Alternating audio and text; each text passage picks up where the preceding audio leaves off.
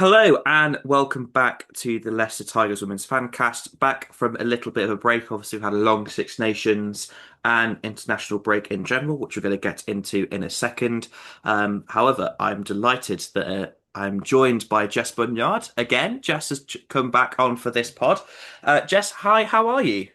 I'm good. Yeah, I'm really excited to be back. And excited to chat about international rugby and all kinds of news and stuff with you. There is a lot to talk about, isn't there? There is. We're going to get into it. But yeah, I mean, so how are you? Obviously, a lot has changed since I last caught up with you on the pod. Yeah, so I left Tigers now in the March, so a couple of months ago. So I made the decision to go like full freelance consultant space within women's rugby and coach development, which is really, really exciting, alongside still writing my thesis, which I'm in my writing year. So Ooh. I've got something like 30,000 more words plus left to write and to have in and handed in by September. So that's an imminent looming deadline, but that is going well. Um, but yeah, so I'm now kind of working freelance or in a bit of a consultancy space with any club or team or individual coach or organization that works within inclusive sport, female sport, or rugby that kind of wants to chat and hang, coach development spaces, guest coaching, online mentoring, loads of cool stuff. Yeah, fantastic. So I know that one of the things you have been involved with has been doing a little bit of coaching with Staffordshire County. Also, we've got the Gill Burns County Championship going on at the moment, and obviously a few sort of Lichfield and Tigers development players have been involved in that. So how has that been as an experience? It's been really awesome to get stuck in. Obviously my first time with Staffordshire, new campaign, new season for them. Um, Players learning what I'm about, I'm learning what the players about, and everybody kind of getting to grips with our playing principles and our ways of doing. And that's been really cool. We've had two games so far, so there's like a pool division, and if you're successful, you then go through to semi-finals and further games. And we had two games, one against Eastern Counties, which we lost, but was really, really close. And a game yesterday, on Sunday against Warwickshire, which was in my hometown of Rugby, which was cool as well. So it was a little bit of a homecoming for me. Oh wow, I didn't know from rugby. Yeah, and we won that game, which was really class. But both games were really, really competitive. There was some fantastic rugby from both teams, and I've been enjoying the experience. It's been class. Oh, awesome. So, um, my knowledge of counter rugby is limited.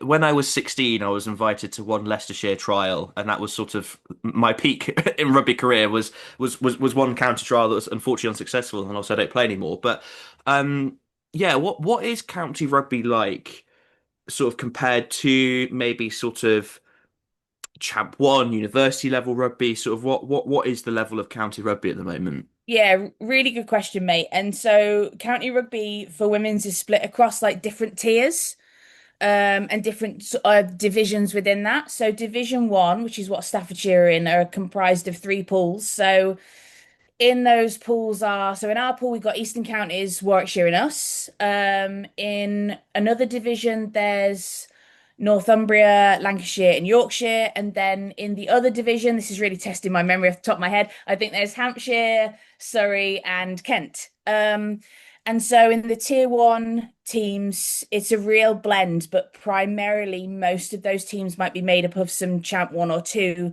players alongside other players that really, really stand out in trials. But as well as just the players that are selected for teams, it's also a real development opportunity for other players who might find themselves selected but around the fringes. And I think that's what I get really passionate about when coaching players is how can we involve and make sure everybody develops and progresses and feels part of the wider team. And that's really, really exciting. Awesome. And obviously, as you said, Staffordshire beat Warwickshire yesterday on Sunday. And obviously, in that team were quite a few sort of Lichfield, Tigers on 23 players, obviously part of that Lichfield process, and also ex-Tigers players as well. So, how was that as an experience, kind of coaching these players? Yeah, do you know what? It's really cool. I think what's cool is the blend of experiences and the real diversity we've got in the team. There's no one voice that's prioritized over another. And if somebody's got something really cool to say, they're definitely allowed to voice it and share it and say what they think. I'm really player led. I hope that's come across from pretty much everything you and I have spoken about before and my kind of ways of doing that I've published in the past. So I love creating an environment and an atmosphere that's really, really player led. And our head coach Kai has really facilitated us in doing that. So it's been great to encourage that and encourage a real diverse range of voices to come forward, whether it's your first time at county or whether you're a more established player and you have played for Tigers in the past or you've played for Lichfield for like 5 seasons.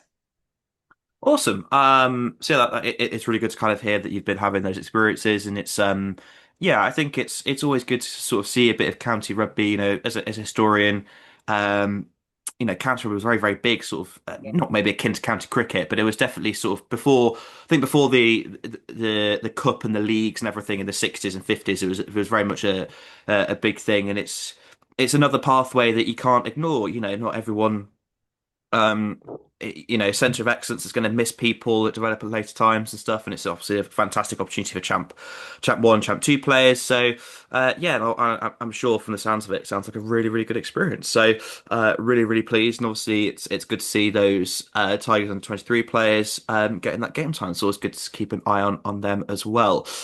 So in this episode, we are recording Monday afternoon. Now, Tigers women are making an announcement at 4 p.m. However, due to work commitments, I wasn't able to push this back so we could sort of live react to this. But we will do a bit of speculating on that, which I think is going to be quite interesting. There is a lot of international stuff to talk about. Pack 4, Six Nations, also Six Nations 21s, where we saw a lot of sort of Tigers involvement in that competition. And kind of talk about other news. Of course, there was a Tigers women's under 23s versus Sale. Sharks women's under 23s as well. They had the second of those two development fixtures happened last Wednesday, 13th of May. So we'll discuss that as well. And I'm sure, yeah, it'll just be a nice old catch-up ramble podcast. As ever, thank you for your continued support on socials. So Instagram, LTW Fancast. The Twitter's sort of being kept alive a little bit, not massively, but I have sort of restarted the Blue Sky. If you're on Blue Sky, you can follow the account LTW Fancast on Blue Sky and on Instagram. And if you want to get in touch via email, you can do ltwfancast via gmail.com. So in this, I think, first initial bit of the podcast, I think it'd be good to talk about this massive international rate of had in women's rugby, and sort of Tigers' involvement in that. We'll also talk about some more issues as well, including the size of a ball. So the first thing we want to I thought we'd talk about is Pack 4. Um, I always find Pack 4 really, really interesting. I don't always speak for both of us, but I probably would want to say we both feel it's an underappreciated, undermarketed Yeah. tournament. And obviously, we saw Tigers representation through the USA. So I thought I'd start with that. Emerson Allen, I think, only appeared in the first game off the bench for the Eagles, but KB was off the bench, I believe, in all of the games. And Emily Henrich, I think, was starting outside centre, scored a couple of tries, obviously continuing that fantastic season that she's having. I can't really praise Emily enough, really. Now, the Eagles beat Australia. Obviously lost to New Zealand and Canada, which is sort of as expected. Um, I would say this was a good tournament for the Eagles. And I think I really like the vibe. I think Erica Giles Cersei is really good at captain. And obviously WER is kicking off at the moment, so I'd be interested to kind of see the impact of that in sort of the more short to medium term before that next World Cup for the USA. But yeah, I think they're ticking along quite nicely, and I'll be really interested if they could sort of push one of Canada or New Zealand a lot more next year in Pac 4. Yeah, I agree. I thought it was a really interesting pack four because there's a couple of like new coaches around. Obviously, from a Black Ferns perspective, Whitney Hansen is now Hmm. involved. From an Eagles perspective, Lou Meadows is over there, and that was her first pack Yeah. four. And it was really interesting to see the kind of impact that maybe both those coaches would have. I think results in terms of who won and who lost went pretty much expected. There wasn't any kind of major shocks. But I think it was a really entertaining tournament. I suspected that Black Ferns would fire out the gate. I didn't think they would be. I knew they would be physical because they lost that physicality in the World Cup, and I suspected that is what Hansen would bring back. Um, They were incredibly physical and definitely, I think, targeted the Canadians around some of their ruck stuff and their breakdown. But like you said, I think focusing on the Tigers representing the Eagles, I think they had a really fantastic tournament, and what a way to kind of boost their confidence and bring that back into the Tigers camp. Yeah, absolutely. I mean, all the Pac 4 players are back in Tigers camp. I've still seen that in socials, which is great. Um, I think from a New Zealand point of view, I was really impressed with the Black Ferns. Like I was expecting that response. I mean, I didn't know a huge amount about Whitney Hansen. Obviously, she's the daughter of World Cup winning coach for the All Blacks, Steve Hansen. Um, and obviously, I saw all those unavailabilities because you've got Georgia Miller, Braxton Sorrison McGee, I think, as well, is away with the Sevens. So I think the fact that they beat Canada by that margin, I think, was really, really interesting. So yeah, it'd be interesting to kind of see the ramifications of that on the WXV series later this year. Which is Yeah. still up in the air. I think maybe if we talked about that, we probably this podcast would be too long. But Agreed. um, But I think it's really interesting the point you very briefly, I just want to interject with around the point you made about the sevens, because I think the first thing Whitney did, or one of the first things she did, is like release a statement saying how good it is to have two solid world-class programs in 15s and sevens. And sometimes in New Zealand, in Aotearoa, sometimes they've almost switched and had too much emphasis on the sevens or too much emphasis on the 15s. And I was really interested to see kind of where Hansen brought that, and she's back. I think she's back to bringing it to a real 50-50 balance, which I think is really, really key to success. I would love to see in this country almost like a PWR Summer Sevens series mhm. where all of the PWR teams brought together a sevens squad and they played some competitions, and wouldn't that be awesome? Like the old Singer set, was it the Singer Sevens Yeah, Prem yeah. Rugby used to do? Something Mm. akin to that, I would really love to see. It's interesting, isn't it? Because obviously, both Canada and Black Ferns do put a lot into their sevens programs as well as their 15s in the women's game, and they're sort of on their own in that. A lot of unions I prioritize one or the other. The RFU don't. And again, we don't want to talk about too much, otherwise we'll be talking forever about the sevens program. But yeah, it is really, really interesting. I think there's a lot of interesting developments going on in New Zealand at the moment. I've recently seen that Super Rugby Upiki Aupaki I'll pick you. um, is they're going to have obviously it's quite a short season, but something that's new for this season is that it's all the players going to be training full time, Yeah.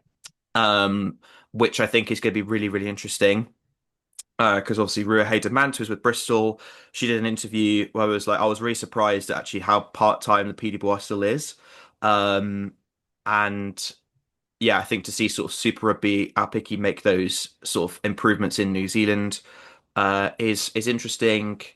And as to whether they can kind of grow that into a bit more long term, whether they can combine that with Super Rugby W in Australia as well, I think is really, really interesting. And yeah, I think we'll obviously talk about the Six Nations, but it seems like New Zealand is sort of creeping back towards, they're going to be the ones that will realistically challenge England before the next World Cup. So, yeah, interesting. Very, very interesting. 100%. And before we move on sections, come on, Matatu in the Super Rugby, please. I debated whether I was going to wear my Black Ferns, my All Blacks jersey, or my Matatu jersey, but I've got my Matatu jersey next to me. Yeah, having just lost Whitney Hansen, who was the Matatu coach, who's now gone to coach the Black Ferns. It'll be an interesting season, but come on, Matatu. Yeah, and just going back to sort of the Americans, I think what was really pleasing to see was, despite horrible weather, really good attendances. I think, to kind of see that and, Alona Mar not be involved, so that's quite nice. It's kind of see that sustainable sort of growth in women's rugby. Um, I think their pack is ticking along quite nicely. And yeah, obviously, we're going to be talking about the Tiger signings in a bit, but in her interview with Adam Whitty at BBC Radio Leicester, Andrea Pinchin sort of quite heavily hinted that a lot of the signings that Tigers women were going to be making would be sort of Canadians and Americans. So I think that's really interesting to kind of keep an eye on both who could be coming in and also I'm going to put it out there, potentially who could be coming back? Because obviously, Tigers women did have quite a strong Canadian American presence previously. Um, so yeah, it'd be interesting to kind of see how that develops. So yeah, I thought Pac-4 was really, really interesting. And yeah, but there's a lot more international rugby to go on to. So, kind of sticking from a Tigers perspective, Six Nations under 21s, specifically Wales. Congratulations to Hermione Farmer, who had never had any sort of Tigers, any not Tigers, sorry, any sort of national age grade representation before she came to Tigers. So to get that sort of that recognition and call up to Wales. She played against Italy under 21s coming off the bench. I think that's really, really cool. I've been quite impressed by Farmer. I think her ceiling is high. I don't think she's near her ceiling. I like how um, sort of gritty and yes, she was that player that started that scrap against Quins. And we've seen at points during the season where like she's tried to do that again and it kind of not work out. But I like that in a player. I like that sort of not to sort of, you're going to have to fight for every inch of turf on this ground. I like that attitude. I think that works really well with the Tigers team. So to see that sort of identified by Wales and sort of by extension Sean Lynn, I think is really, really interesting. And yeah, I hope that she stays at Tigers and continues her growth. I think she needs to nail down a position. I'm not quite sure where her best position is yet, but I think she's sort of played all over sort of the back five. I think she's nailed her position down. But yeah, I thought it was really, really cool that she got that under 21s call up. And obviously, Catherine Baverstock also features for Wales under 21s, was selected as Sean Lynn's main senior Six Nations squad. However, did not see any action. Now, I think there's been a bit of controversy over sort of Sean Lynn's selection policies during this Six Nations, which sort of does lead me onto the main Six Nations. And I was a bit disappointed by Wales, I do have to say. Yeah, I know you want to move on the main Six Nations, and otherwise this pod will drag on forever. But the under 21s results are really, really interesting. And I think Yes. if you're identifying maybe who can, we said New Zealand Black Ferns might push England and the Red Roses in the next couple of seasons. But if you're looking slightly beyond that, I think the fact that France beat England in the way that they did in such a dominant Yeah. score, which I think was something like, I've got the results here, like 71-17, that's definitely something that might get your Red Roses bosses or the kind of pathway bosses thinking about how we can stop that becoming a full adult fixture, a full adult result a few years down the line. And this is not something that's just happened magically. France have been dominating the under 18s and the under 21s for some time now, and I think they've been smashing England quite consistently as well in that. So I think also Ireland beat England as well, which is also very Yeah. interesting. So yeah, as you see, it's how you can translate that pathway thing because France have been dominating that area for a little while now. I think they still haven't quite got it right transitioning it to the senior international team. But yeah, I think the Six Nations under 21s was a lot more interesting than the main tournament. Yes, yeah. Main tournament, how best to say this without being really controversial? I love watching the Red Roses play. I know I'm sat here in an All Blacks jersey, but I do love watching the Red Roses play. It is becoming slightly predictable. I think the games that I'm more looking forward to are the games that don't involve the Red Roses because they're becoming the ones where I don't quite know what's going to happen. Ireland France is the best game of the tournament for me. Yes, yeah. And Uh, also on from a Welsh perspective, I thought the Welsh fly half had some absolute storming moments as well in the tournament this year. The Welsh scrum half, sorry, an absolute like Bevan, I think. Kira Bevan, yeah, Yes, she yeah. was fantastic this tournament. And I think about when you're starting to look at who might be putting their hands up for British and Irish Lions jerseys, I think you have to include her in the scrum half conversation because she was fantastic. But it comes a point where I'm desperately wanting someone to challenge the Red Roses more because we want to see, I want to see a tournament where they're not the iron-on favourites for a Grand Slam every year. As amazing as that is, and as such a dominant run as that is, is this is the question I want to ask you, is this good for the longevity of the sport in the Northern Hemisphere? I think it's really interesting. I think I want to bring this back to. I think I'm going to include this into Pack 4 as well because I think a lot of teams, I think America, Canada, and Ireland and France to some extent as well. I think rightly they're focusing more on medium-term growth towards the World Cup rather than like we're going to put everything into beating England. And I think from the team's perspectives, I think that's a more sustainable goal. I think that's a goal that's better for sort of the long-term competitiveness of women's international rugby. But what that means is that in sort of the short to medium term, it's meaning that we're sort of, England are still really, really dominant and walking away with a lot of games. I think this tournament, I think Ireland will be very frustrated that they got England first. And it'll be interesting to see what they've got. I think they've got England in round four at home next year. Um, I think that's going to be really interesting. I agree. Um, and I think more than the France game at Twickenham or the the Alliance Stadium in Twickenham. I think that's going to be the more interesting game next year.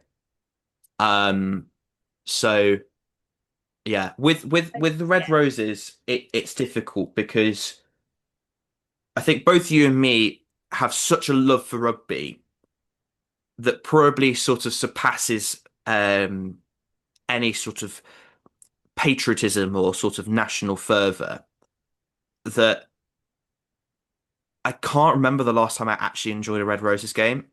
I think it was probably before the 2022 World Cup for me I personally mean, because I've watched them in the opening game of the 2025 World Cup and did absolutely love that. I mm, don't know if I mean I love them playing and I love to think as a coach it's really cool. What would I do if I was Mitchell? Where would the tweaks? How would I make this team better? What am I spotting? Those kinds of those conversations inside my head are really cool. I don't know if I enjoyed that purely because I was blown away by the spectacle of it and yeah, wasn't really emotional and did cry in the stadium of light a little bit. My dad will attest to. I just I want a game where we can see them really challenged. I think as a Red Roses fan and also a Black Ferns fan, I want to see in games where the Red Roses are really, really challenged, where we can see themselves get out of a really sticky situation. How do yeah. they do it? How do they solve those problems? How do we see the best in the world really being challenged and then getting themselves out of it? I think that is, I want that because that is really exciting. I was really hoping for that from the French game, Yeah. and there wasn't quite enough of that. I think obviously France were all over England in the first 20 minutes, just not clinical enough. And I wrote an article a few weeks ago, which is kind of like, well, the thing you've got to do with England is that probably outside of South Africa and potentially New Zealand, we'll see how sort of they develop in their forward game. But you're not going to outscrum the Red Roses. You're not going to outmaul them. So the only way that you're going to beat them is to just kind of outscore them. And I feel like I was still kind of I feel like that article has aged mostly well in terms of how yesterday went. I think the other thing as well is that because Zoe Harrison is just kicking like a dream at the moment, she is so good. You that policy of like, okay, we'll try and outscore England, that's so much harder because she's nailing touchline conversions. If they need to go for penalties, they'll go for it. Um, it just became so much more harder for France, and yeah, I was a bit disappointed by the French. I thought they really needed their front row to stand up. And I think it was a contest, but England were better in that regard. Mackenzie Carson um, was outstanding. Opposite Moyambe for France, who's obviously being really, really hyped up, and I think she's a fabulous player. But I think Mackenzie Carson was absolutely superb, as was Amy Cocaine. I thought she was absolutely brilliant. And contrast that to the French front row, where they didn't target as much in the scrum as perhaps they needed to. And their line out really let them down in that first half. They just never really had an opportunity to get into that game. Um, and after that, sort of, okay, Ireland next year, interesting. The next time England play New Zealand, interesting. But I think, yes, there was a really good opportunity to sort of break that winning streak. And I'm not sure when that's going to come again in the near sort of the next 12 months. Yeah, I think if it's going to come from anywhere, it's going to come from the Black Ferns with, I don't want to sound too too biased on where that challenge is going to come from. Um, but I think it is going to come from the Black Ferns with their increased level of physicality. Um, I think the one thing I wish about the World Cup is I wish Canada had brought the same level of physicality and speed at the breakdown against the Red Roses that they did against the Black Ferns, because I think that would have been quite an amazing challenge to see. I think the Canadians almost played their final, I think, against the Black Ferns a little bit. I think they will Yeah, acknowledge in hindsight now. yeah. Um, I want a really amazingly tense, edge of your seat, competitive game with the Red Roses so that A, we can see how they get themselves out of some of these problems, but also B, that would really take the sport and the spectatorship to the next level it needs to go to. Yeah, I think a couple of points you talked about that Canada game. I think Kevin Brouillet, he overplayed his players. I think that contributed to the fact that they just couldn't replicate what they did against the Black Ferns in that final. I think I found it strange that sort of the likes of Julia Mokwale didn't really see anything in that World Cup final. And if you're looking for sort of someone, who could have brought sort of forward power off that Yeah, bench, um, I think the Canadians will really regret that. yeah, So I think that's a challenge for them is to kind of build that forward depth, um, and to kind of, we can play sort of that game changing really style of rugby, but against England, kind of have the forward power to sort of back it up. Um, I think, yeah, for you know. I've sort of spoken. I sort of chatted a little bit on Instagram with a couple of sort of fellow creators about um, I think it was Hugh Griffin that sort of said that I think the reason that people aren't too worried about England losing attendances because they keep winning games is that people go, it's almost like a concert. yes, And I sort of made the comparison that it was sort of like it's almost like seeing Taylor Swift. And it's not like is Taylor Swift going to play our song? It's is John Mitchell going to select Claudia Molina McDonald or Millie David on the wing? It's yeah, sort of that kind of like it's that sort of vibe. yes. Um, But I think in that is a really, really important point that I think must continue as the Red Roses build their success. The atmosphere in the crowd, it's been spoken about loads of times, and I think I've said it before, is so, so different from watching an international men's rugby game mm, in the fact that you can see the game because there aren't yeah. people disappearing to the bar or disappearing to the toilet because they've been to the Mm, bar too many times. mm, Um, and so you can actually see it, and it feels more like a family friendly atmosphere. And I think that's has to be really, really important or really top of the RFU list to maintain as the Red Roses grow. Because you could see an environment where the sponsorship grows, the corporate side of things grow, and we don't want to lose what's made it really special in the first place. And so that's a really tricky balance to keep, I think, as the Red Roses and as women's rugby progresses on and overtakes men's rugby because mm, it's quicker, it's faster, it's all of those things that we might talk about in the 4.5 debate. yeah, yeah, yeah. And I think it's like I think as an experience, like in the stadium, it's great.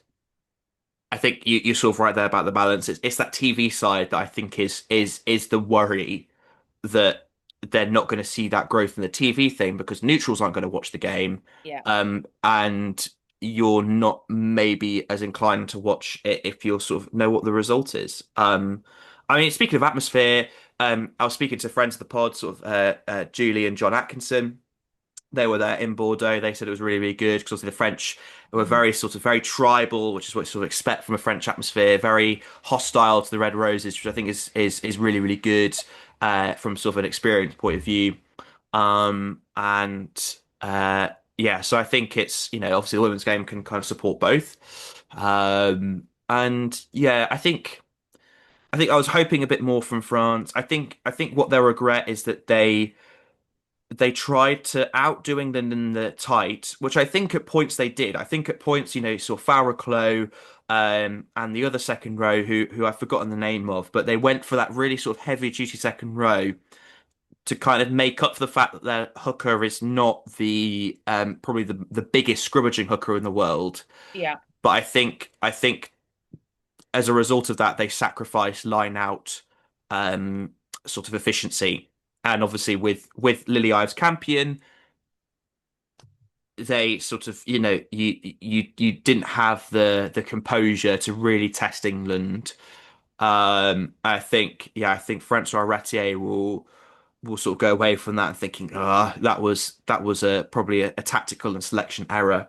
Um, I mean, their pack did used to dominate the Red Roses as well. Wait, mm, I mean, this is in Six Nations years and years and years gone past. I remember some Six Nations where the French would completely dominate the Red Roses scrum. So they've mm. definitely got a history of it. It's just the Red Roses just found another level in their development, their pathway, their fine-tuning of props to kick on. And the French just haven't quite caught up with that yet, which is a shame because it absolutely is in their DNA. Yeah, I think to wrap this up, I think what was really interesting, and you're talking about sort of how mentally sort of tested is this England team. Yeah, I still think that yesterday proved that they're a very well coached team. That it isn't just, oh, we've got all the money in the world and we could sort of just cruise at second gear. I think yesterday proved they're a very well coached 100%. team and well led team. And France had some injuries. Grise was out, but they were mostly first choice. Whereas with England, it wasn't. You had Delaney Burns in the second row. Obviously Lucy Packer at scrum half. They sort of their depth has been tested, Yeah, and I think that's again why I thought yes, there was such an opportunity because when they next play a sort of top tier team like France, like Canada, New Zealand, okay, they might still have those sort of pregnancy absences, but they're not going to have those injury absences. So, um, yeah, it's sort of that was, I think, a missed opportunity. But um, as we said, like I still think France are doing really well. I think Francois Ratier is a really, really good head coach, very, very smart. I think it was a bit too early in their development in terms of how they want to play, sort of structured wise, and you saw England pick that off with sort of Amy Kane's intercept, Meg Jones probably offside, but nonetheless, disruption that led to Ellie Kildunn's try. Um, so they really read into that sort of France trying to play out the back out wide. So I think if France are a bit more sort of fine-tuned to that, if they're sort of level-headed and stick with that, I think they can get to the point where they will be sort of beating England. And obviously you've got the cavalry coming up from the under 20s and under 21s. Um, and as you say, Ireland ticking along really nice under Scott and Beeband. They have England at home next year. I think that's a really good opportunity for them. Um, so yeah, it's there are issues about sort of the competitiveness of the tournament. Um, and I think teams are right in prioritizing long-term growth over, we need to beat England, we need to beat England. But as a result of that, I think we will still sort of see a lot more English dominance to come for at least another two, three tournaments, I think. yes. Yeah, I agree. I agree. But if France can keep pushing, if France can transition their players through from tournaments where like the under 21s where they have beaten England, if Ireland can keep growing, then the tournament begins to get a little bit more competitive on the English games, not just the other games. But some of those other games this season were absolutely fantastic. Yeah, so we're going to take a short break there, just so I can sort of refill water, etc. Because I've been talking for ages. But after then, we'll talk about size 4.5 balls. So I'm going to do a dedicated section to something that's been talked about a lot in women's rugby over recent weeks, which is the size 4.5 ball. Now, as I said, this has been well discussed, so There's been a lot of discussions about this on sort of formal, informal channels in women's rugby media. So there isn't too much to add. Um, I think all I want to say on it is that quite clearly the players are not really for this, and I think this isn't the only example of world rugby kind of shoehorning in something it wants that not necessarily is very popular amongst players or fans. You know, I'm sort of thinking with the 20-minute red card thing. Um, but yeah, I think the sort of antagonism to this and the very strong antagonism to this as well. I think, Zoe Harrison, sometimes these players are very media controlled. It's very much like, sort of be a bit more sort of diplomatic, dare I say, sort of Starmer-esque by sort of saying, oh, maybe, but very clearly she was what I think I happened. I don't want to be too conspiratorial with this, but I think Zoe Harrison was informally sort of speaking on behalf of the Red Roses there when she said, what she said was the worst idea she's ever heard or something. I think, Yeah. Yes. I think it's twofold for me. So if I can mm, promo, go I've for it. written an almost 3,000 word article on this that is coming out in the middle of June on my Substack. I've written it, now I'm just editing it and fine-tuning it and making sure my points come across.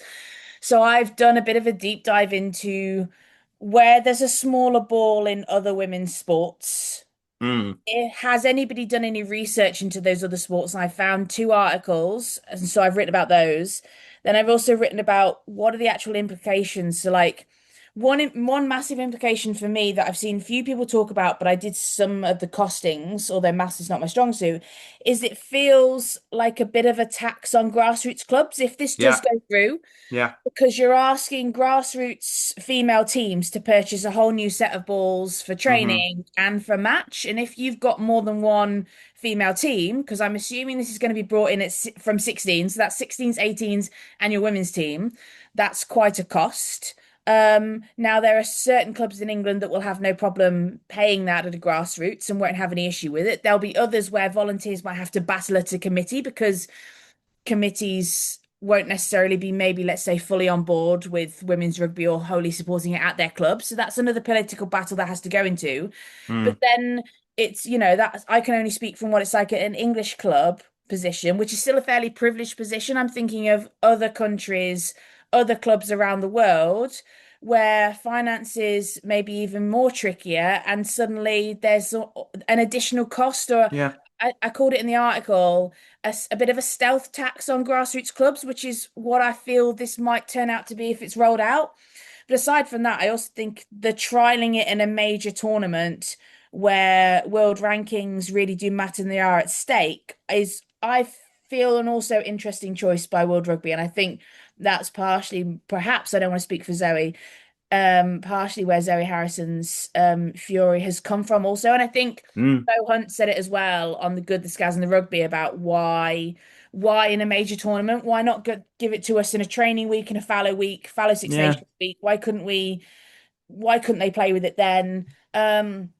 But I think it's really interesting digging into some of the data around other sports where they necessarily haven't shown there's been an improvement. I say that in full quotation marks because there needs to be an improvement on shooting or on passing or dribbling where they've trialed it in other sports. They haven't necessarily seen that return. Hmm.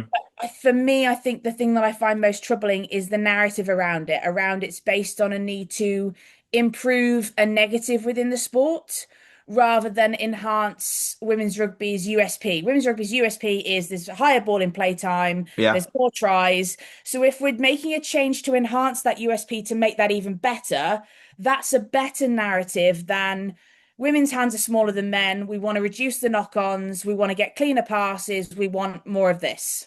That's a negative narrative for me that I'm not sure I'm seeing play out in the matches that I'm watching. Yeah. Women's rugby is faster anyway.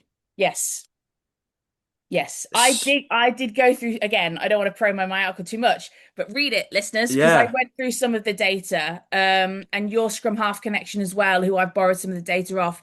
They've gone through it as well in more detail. and Your Scrum Half Connection, which I've linked to in my article as well, has found some of their original World Rugby's like presentation on some of the data or some of the proposed ideas, so you can see a little bit of it. Because another problem for me is it'd be really helpful if we had transparency of data and some of this information so we could see why some of this decision making was happening, or see some of the data around the passes and the knock-ons. Because I mean, I don't want to pick on. I've seen really slow games in men's rugby. I've seen a lot of knock-ons in men's rugby. I don't want to point out Tigers men, but that men versus Saracens game, how many knock-ons or unforced handling errors were there from both teams that day on a dry Yeah. day on an artificial pitch? Hmm. So I think it's really dangerous territory if we're going at a change off from a negative narrative that I'm not necessarily seeing play out. And World Rugby are not going to be sort of jumping at the gun to publish in-house data. They never have been. But I appreciate, that could be behind the scenes data that could be available to players, to coaches. And I think, again, that's where Zoe Harrison's frustration comes from. Clearly, this hasn't happened yet. It might obviously happen now, but it hasn't happened sort of prior to all this. Um, as you said, I don't think speed of the game is an issue. I don't think sort of ball handling skills is an issue.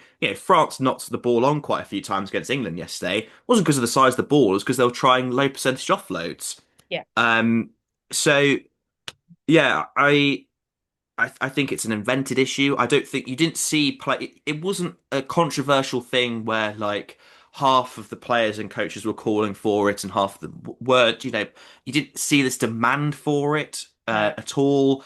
And I think there are just so much more issues. Like obviously, World Rugby are going to be wanting to make this a success. They're wanting to sell these balls, etc. They're clearly wanting to put money into this. Why they're putting money into this and not other things? What are That what? that's my biggest issue, and Yeah, that's my what? biggest issue on one of, and I think I end my article with this. I've just pulled it up my second screen so I get some of my facts right. But World Rugby's own targets state that they want 3.4 million women and girls playing rugby by 2029. So, and then continuing to grow the pathways, so like school and social rugby, and now how that builds into then pathway and elite rugby. So I just want an answer on how that helps us grow the game enough so that we get 3.4 more like women and girls playing rugby by 2029. If Hmm, somebody can help me understand how changing a ball size can help me do that, added into the cost, I would much rather, if we're discussing the fact that women tend to come to the game at the moment, unless you're in Ellie Kildun, at the moment later than men and boys. So yeah, there's a lower playing age in the female population of rugby players. If that's an argument alongside the perhaps difference in hand size, I would much rather love to see some of that money invested into coach education yeah. and to growing the pathway in the social game, which is World Rugby's target, to then make sure that if there are more knock-ons, which I don't think there are, we can reduce that by getting more rugby balls into the hands of more women. That's how we reduce this issue, if it is an issue, just using World Rugby's Yeah. framework and way of viewing things for a second. I always question why that money, why in that pot? Is it an easy solution because it's easier than investing in a coach development pathway, right? Is that the easy solution, or is it is it the best solution? I think also things that people forget about is that when you factor in costs, I mean, you're talking about a grassroots level, but at a professional level, the balls that players are kicking in both the Peterborough and in the Gallagher Prem, they're not 20 quid balls that you buy in the club shop.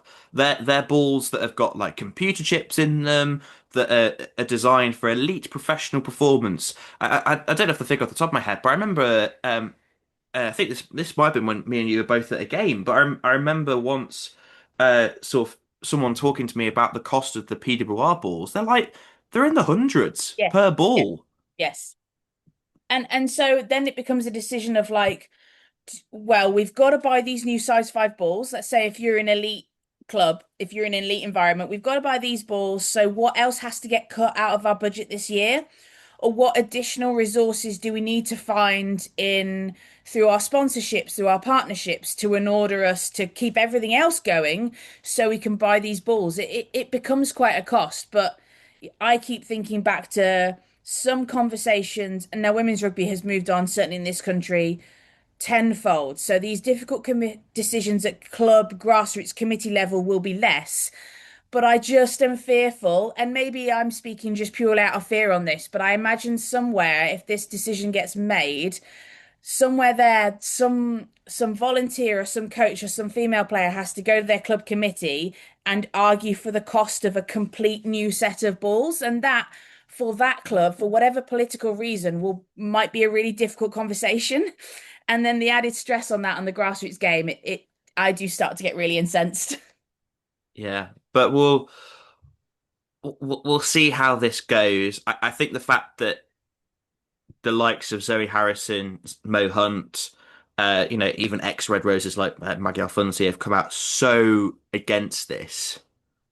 Um, Even if it kind of leads to a bit more transparency from World Rugby on this process, like I think that's still really good. Yeah. Um, and yeah, like if you want to trial it, trial it. I mean, imagine if England lose a game and the only reason they lose it is because of a size 4.5 ball. I know I said I wanted more competitive games from the Red Roses, but World Rugby, this is not the way to do it. But Uh, if we're going to have a conversation, it's also like, why does it need to be a new ball? Like, could we not have adapted a size four in some capacity on the weight so that there's not such a huge cost to the grassroots? Does it have to be a brand new size entirely? Where's the data on some of those discussions? I think that's where I'm crying out for some transparency as well. yeah, so sort of stay tuned. I mean, I know this isn't necessarily Tigers focus, but we know talk about cost to a club as well. It is relevant for PWR, it's relevant from a Tigers perspective. And it's as you say, it affects the whole game. So, um, yeah, I think we've covered that quite well there. And obviously, there are loads of other outlets that have sort of gone into detail as well. But stay tuned for that article by Jess. Obviously, I'll share that once that is uploaded onto Substack. And yeah, we'll just have to wait and see how it goes with these size 4.5 balls. Wow, we've talked about a lot on this pod. So we're going to talk about sort of other news just quickly before we get on to sort of some more specific Tigers stuff, because obviously Tigers women under 23s played and they won a game. So sort of going on like a Tigers perspective, obviously just a sort of reminder and a plug that Tigers are doing this free ticket for the East Midlands Derby. So obviously that's Leicester Tigers women versus Loughborough Lightning on Sunday the 7th of June. Uh, I've heard from some fans that there's been a bit of issues. As everything with Tigers tickets and stuff, if you just call the ticket office, I'm sure that they'll sort it out for you. I've never had an issue with the Tigers ticket office. I think they've always been fairly sort of accommodating. So if you are having issues with your promo codes, go through that. Um, and me and Jess was speaking off record before we started this, like how special that East Mids derby was in the men's game the other week. So, and how much of a difference that really does make. So, if we can get a really good attendance in the Trade View stand, and sort of be that 16th player and make that difference, I think we all know how the season has gone, but I think, Loughborough, like this is a really good opportunity to get that win. Um, so, it'll be previewed more in depth as we get there. But yeah, just a reminder to, you can claim that free ticket. So yeah. Other news now. Tigers are going to be making a signings announcement. Well, at least I think it's a signings announcement. Could be a coach announcement. I think because of the style that they've done it, it seems like it's going to be a signing. It could be a renewal, but I think my hunch says it's a signing. Now this is dropping at 4 p.m. Which will probably just after we wrap up recording. Um, Now we talked about this. This could be like an American Canadian player. Like there are some big players out there that are playing for the USA and the Eagles at the moment. So we could spend ages kind of speculating. However, I do want to be quite cheeky and throw one name out there who has said effectively has said, come and get me. I want to play in the PWR. And that's a certain Ruby Tui. Well, firstly, how awesome would that be? I mean, she's announced in the Barbars. She got invited. Yeah, So she's playing in the Barbars. So that would be awesome. I mean, it would be awesome. I don't know how many times I can say awesome and stoked and cool in this pod, but it would be really cool to have Ruby Tui just in the PWR in general, yeah, let alone pulling on a yeah, Tigers jersey. I think the energy she brings in terms of like, oh, imagine the vibes in a training session. Like yeah. imagine the joy and enthusiasm she brings, Hmm. and then imagine the fan interaction she can have post game as well in the PWR. That would be incredible. It What's if you're gonna score, how confident you are out of 10 on your it could be Ruby Tui. 10 out of 10 being for sure you're super, super confident. One being, where would you score yourself?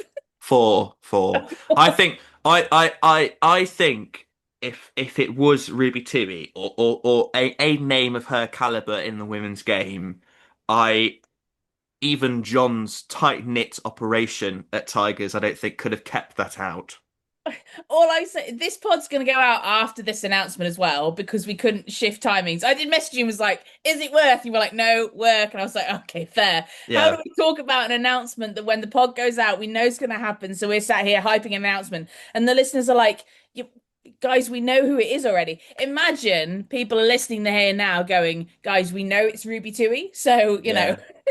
I think it's what I do want to say is because I don't want it. So let's say it's like I don't know Tess Fury or Emily Henrich yes, re-sign. Like I, yes, I don't like that. Genuinely, that would be fantastic news. I don't want anyone to kind of hear this and think like, oh, I'm going to be disappointed if it's no. not Ruby 2 signing. Can I just Um, say what the positive is, though?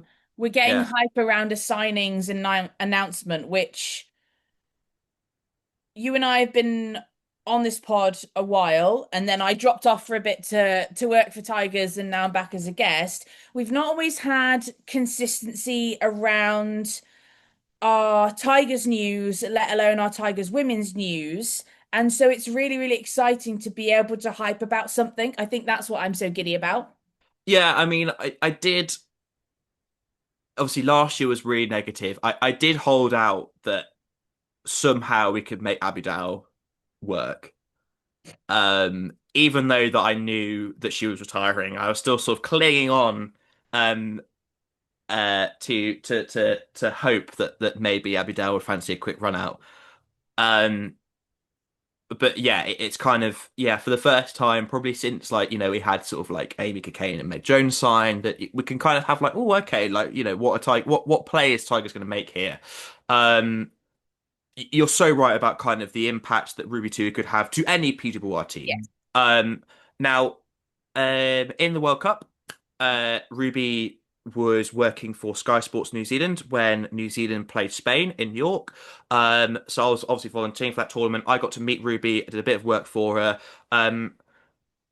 The Ruby you see on camera is Ruby Tui. She is honestly such a genuine, fantastic, and like the most like lovely and cool person you will ever meet. And I think that's what really struck me was like how genuine she was and how every person she met, she really, really cared about getting to know what you're about, why you're here and stuff. And to kind of see all the fans like wanting to kind of get photos with her was so awesome. And yeah, I she loved my bucket hat. Um, and What a claim to fame, by the way. I Just know, throw that out there. Ruby, and to have that on a t-shirt going, Ruby Tui, love my bucket hat. yeah, and I was going to give it to her and I forgot. Well, Forgot. Yeah, maybe you'll get another chance. That's maybe. that's that's yeah. Yeah, I mean, I think obviously she's doing a lot of stuff for the love of rugby. I Yes. think that can do a lot of heavy lifting for Leicester. Um, and it would be a huge vote of confidence if we did get that over the line. Um, but I think it's fun to speculate. It's fun to It speculate, and is. I think It I, is. I think I think Ruby Tui coming to the PWR would be massive. I think from a Tigers perspective, we didn't get the media side of Meg Jones right and the social media side of Meg Jones right, which was a huge missed opportunity. So if we do get someone of Ruby Tui's caliber, we've got the opportunity to kind of sort of amend for that. Um, so yeah, it's gonna be interesting. Gonna be interesting. You saying the Meg stuff makes me think of those Magic Meg days when Twitter was okay, Hmm. sort of, and it was you and me on the pod really early days, and and we were like trying to make nicknames stick and stuff like that, and yeah, good times, man. Yeah, shout out to Max Kirby, who I think it was Max Kirby sort of tweet, and we amended that slightly to come up with Mm. Magic Meg. Yeah, because he said Meg the magician, did he, or Yeah, Magician Meg? something like that. Yeah. And now it's a whole brand. Yeah, you know. Anyway, sticking with Tigers stuff. So, well, actually, we'll talk about Tigers stuff more specifically in this pod. Leicester Tigers women under 23s played the second of their two sort of development fixtures against Sale Sharks under 23s last Wednesday, 13th of May, at the University of Nottingham, which was sort of their home fixture. Tigers obviously had won the previous fixture, and they won this other one as well, 15 points to 7. Now, it's kind of difficult to talk too much about this because um, obviously Tigers give the team sheets. They did a couple of photos, did the score and everything, but they've not done match report. They've not said who scored. Well, Zoe Evans scored one try, which is obviously clear from one of the photos that a friend of the pod, Gareth, was doing. Shout out to Gareth. But yeah, I mean, I think it's a really big vote of confidence in that under 23s pathway that they've got these two early successes over Sale. Um, I, as I said on the last pod when I did the other fixture with Bluebell from She's the Champ podcast, you you can't really overstate the impact of these development fixtures and the result. I don't think like the likes of Fraser and Ross would be that fussed about the results, but I think because of how difficult the season has been, like it is a really good sort of feel good factor for that. And we're talking about France and stuff. It's kind of that thing of like, it's good kind of motivation for these last couple remaining games of the PDWR that it's like, we know good times are ahead sort of thing. Yeah, 100%. I think it really adds to the story of the season, right? When you look back and review the season and what's the overarching story of it all, I think these under 23s games can really add to that and make it not just you're picking out positives in terms of stats and stuff like that and ignoring the scoreboard, but actually we've got some wins on the board as a squad, as a team. I think that's really, really important. And we spoke about making sure that that transition for the pathway for the French, let's say, to build on their under 21s fixtures in the Six Nations carries through. I think exactly the same challenge remains for any team that's having success in under 23s. I think the thing that I would like to see, not from Tigers and not from Sale, but I think a little bit from the RFU is a little bit of PR or some socials or a little bit of guidance on how they see the under 23s working so that we're not just trying to piece it together from different club and PWR statements, but I want to see the RFU pushing and celebrating some of these a little bit more because it's building and adding to the talent of English rugby. What was really interesting, and I had no idea about this because I've only been covering sort of women's rugby since we started the podcast, just when the PWR was started, was Bluebell was sort of telling me about how under the old alliance system there was like an A League, kind of similar to what we had in the men's game as well. And that obviously died a death in COVID. So to kind of see that emerge again slowly through these under 23 programs, I think is really, really positive. And again, you talk about the Red Roses under 20s program, it's a bit like in the men's game. Why are France so dominant? It's because they've got two, and they're not talking about the men here, but they've got two. No, they've got three. They've got three fully professional tiers of domestic rugby Yes. where they can give those players game time, Yes. and that is what the PWR is lacking. And I Yeah, think, I also think, I mean, we had an England A women's side as well. yeah, You yeah, know, I think Vicky McQueen had some caps in an England A. squad. I think I think testing my I memory. tell you who did, and that was our captain in the first two seasons. Tash Jones. Natasha Jones played for England A while she was at Lichfield. Yes. And so I think, is there scope to bring England A back? I mean, we've only just got the England A men's back, sort of. Mm, But is there scope to bring back England A women's? Because if if the Black Ferns and the Canadians are investing, let's say 50-50, or putting 50-50 emphasis on their 15s and their sevens, yeah. but the RFU don't want to invest in their sevens, Hmm. let's park that aside and won't complain about that right now. But where else might they put some investment in order to make sure that other teams aren't catching them up and overtaking them? Is it in England A? And therefore, is it in a better investment on this under 23s pathway as well? I mean, I'd just be happy for them shouting about it a little bit more. Yeah. I mean, I wrote about this in an article. My latest Substack, I'm going to shout that out as well about why I think the PWR and Celtic Challenge merger might happen is because of the lack of like just matches in the domestic calendar at the moment and the lack of game time that these players are having. So I think a fully developed under 23 league will make this better.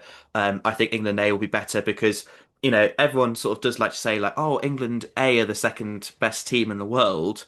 And yes, they won a Grand Slam, but I still think you saw that it is still a drop off for those fringe players who aren't on professional central contracts, like the likes of Liz Craig, who came off the bench yesterday, off his Christiana Balogun, who I'm so happy got that cap for Italy, by the way. It's so well deserved. She's been so dominant in the PWR for a long time. She's really deserved that cap. But those fringe players, they're not central contracted players. They're part-time players like the rest of the league. They've not been playing rugby for 6, 7, 8 weeks. And yes, they can hold a training paddle up in sort of an England camp.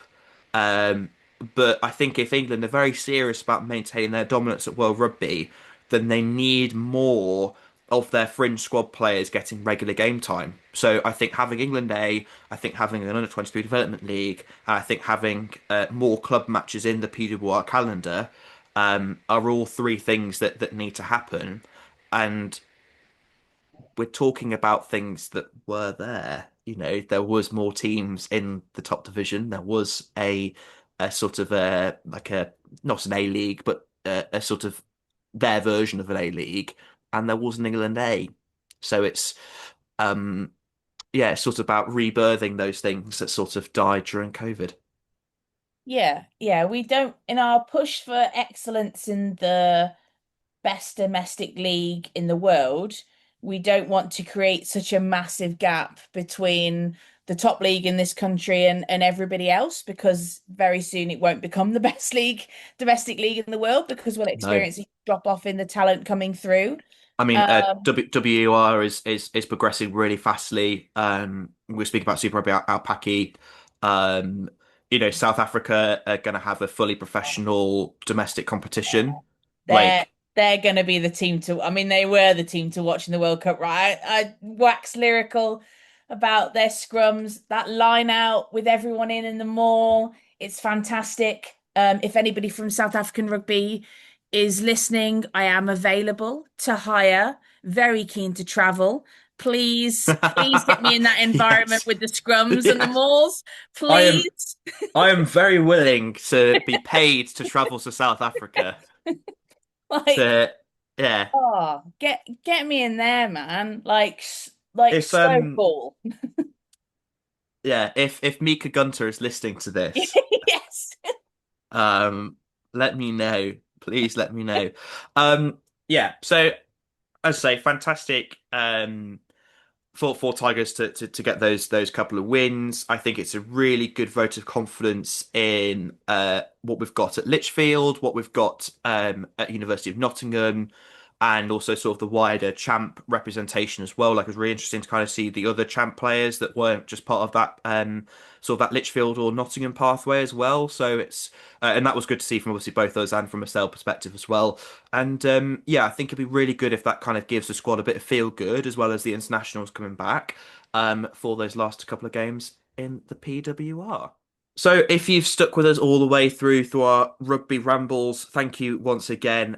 Jess, it's been absolutely fantastic to have you back on the pod. It's really good to kind of have really nice in-depth chat about everything that's going on in the women's rugby world. We just kind of wanted to leave this outro with a bit of Six Nations fantasy chat. Do we have to? I mean, before I complain, can I just say that I'm pretty sure at the end of 1 week of the Six Nations games, I was second in the Fancast League. So, let's just put that out there. And on some other leagues, I'm second and I won a league. So I'm happy with that. I'm just not happy with my placing of 11th in the Fancast. But I was second at one point, and then I do my usual if I start really well and then for some reason I just fall off. I think with work and stuff, I forgot to change my team for round one, so I had a really poor start and I just not really recovered. I've got a bit poor on my super subs. Tried to go a bit out there, a bit risky, Uh, and it's not. I had Sarah Byrne that week as a super sub that week. She scored like 120 points or something. I think I Don't. sent you a message being like, she was my super sub. Ah, yes. If you're listening, Sarah Byrne, thank you.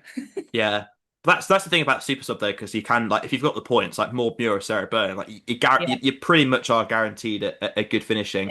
yeah. So I was in various podcasts, obviously from a couple of seasons ago when we started this. We still have the LTW Fancast one. So uh, Michael Crawford tops our league on 3,098 points. So well done, Michael. We also had in the For the Love of Rugby women's Six Nations. Mac, who I believe is Max Kirby, he came second out of a lot of people, 100 people, with 3,033 points, point five, and he was also second in our league. Um, in the Fancast, I came bottom. I was 19th. Um, but in the Women's Rugby Treehouse League, I was 17th out of 22. So um yeah, I'm sorry. Um yeah, the problem with fantasy is that like some weeks I can put a lot of time into it, some weeks I can't. I know that's a really terrible, terrible excuse. Um But but you've got a whole year to prepare now. That's the good news. Yeah, and it was good to see a lot of people still kind of interacting with it. So obviously a couple of years ago we were very lucky to have that sponsorship with Vintners. Um, I'll try and see if we can get something like that up again. Because they seem very they do seem quite eager for that, and with the rolling wall as well for their respective fantasy competitions. I gave up on the Prem fantasy in like round four. I Yeah, I yeah, didn't I I didn't do that one and I didn't do the Super Rugby Fantasy one either. So I chuck it all in on the Six Nations. What I've been crying out for though, I want a pack four fantasy league. Yeah, That's what I want as well. yeah, just anything, just promote it. Yeah, You can't complain about the Six Nations not being competitive, and then the competitive division that you do have, don't talk about it. yes. Um, so yeah, um, it's yeah. We won't get onto that. But anyway, thank you so much if you have been sticking with us all the way through this podcast episode. Obviously, keep in touch via socials, as mentioned in the intro. Obviously, depending on how quick I edit this, I will do some sort of short form reaction to this announcement that's happening at 4 p.m. And yeah, stay tuned. Obviously, there'll be some preview pods about the Quins game, and obviously there'll be a lot of content around the East Mids Derby as well. So thank you once again, and yeah, thank you so much for coming back, Jess. It's just like old times. Yeah, yeah, proper nostalgic this. We avoided, I'm gonna say it now, it was a bumper pod, because that's what we always used to say. There we go. There we go. It was indeed a bumper pod. So yeah, take care, everybody, and see you next time.